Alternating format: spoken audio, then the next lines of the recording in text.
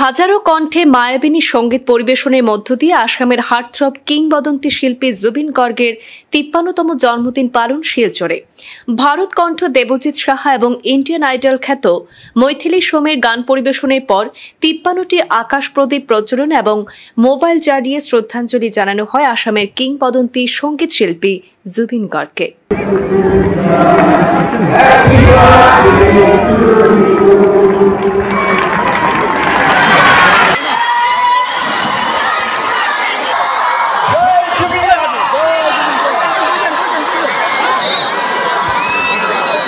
আজ মঙ্গলবার সমগ্র রাজ্যের সঙ্গে কাছাড় জেলার শিলচরেও জুবিন গর্গের ৫৩তম জন্মদিন উপলক্ষে শিলচর জেলা ক্রীড়া সংস্থার ময়দানে বিভিন্ন সংগঠন, স্কুল, কলেজের ছাত্রছাত্রী এবং শিলচর শহরের সঙ্গীতপ্রেমী সহ জুবিন অনুগামীরা হাজারো কণ্ঠে মায়াবিনী সঙ্গীত পরিবেশনের মধ্য দিয়ে জুবিন গর্গকে শ্রদ্ধাঞ্জলি জানিয়ে কেক কেটে তার জন্মদিন পালন করেন।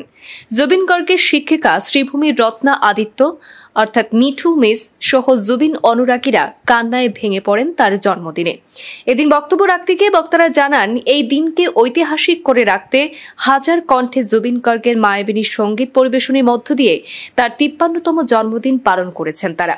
অনুষ্ঠানের শুরুতে জন্মদিনের কেক কাটা, অসমীয়া ভাষায় মায়াবিনী গান পরিবেশন করা সহ ভারত কণ্ঠ দেবজিৎ সাহা ও ইন্ডিয়ান আইডল খ্যাত মৈথিলি সোম পৃথক পৃথকভাবে গান পরিবেশন করেন। তারপর বাংলা ভাষায়ও মায়াবিনী গান পরিবেশন করা হয় এবং ৫৩টি আকাশ প্রদীপ প্রজ্বলন করে গানের সাথে মোবাইল জ্বালিয়ে শ্রদ্ধাঞ্জলি জানান আসামের কিংবদন্তি সঙ্গীত শিল্পী প্রয়াত জুবিন গর্গকে। তারা জানান যে অনুষ্ঠানে কয়েক হাজার শিল্পী, বিভিন্ন স্কুলের ছাত্রছাত্রীরা অংশগ্রহণ করেন। জুবিন গর্গের মৃত্যুর ন্যায় বিচারের ক্ষেত্রে সরকারের প্রতি আস্থা রয়েছে বলে জানিয়েছেন অনেকেই। এদিনে অনুষ্ঠানে মুখ্য অতিথি হিসাবে জুবিন গর্গের শিক্ষিকা শ্রীভূমির রত্না আদিত্য অর্থাৎ মিঠু মিস ছিলেন।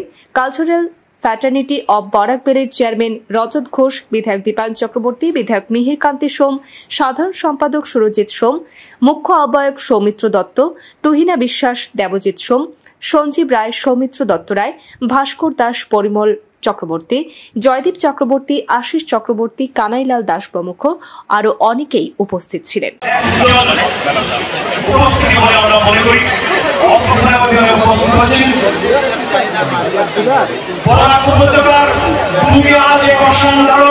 ঐতিহাসিক মুহূর্তের সাক্ষী হতে চলেছি আমরা, যেখানে আমাদের সবার প্রাণের প্রিয় শিল্পী জুবিন গর্গকে আমরা শ্রদ্ধাঞ্জলি অর্পণ করবো হাজার কণ্ঠে মায়াবিনী গানটি। প্রথম গানটি হবে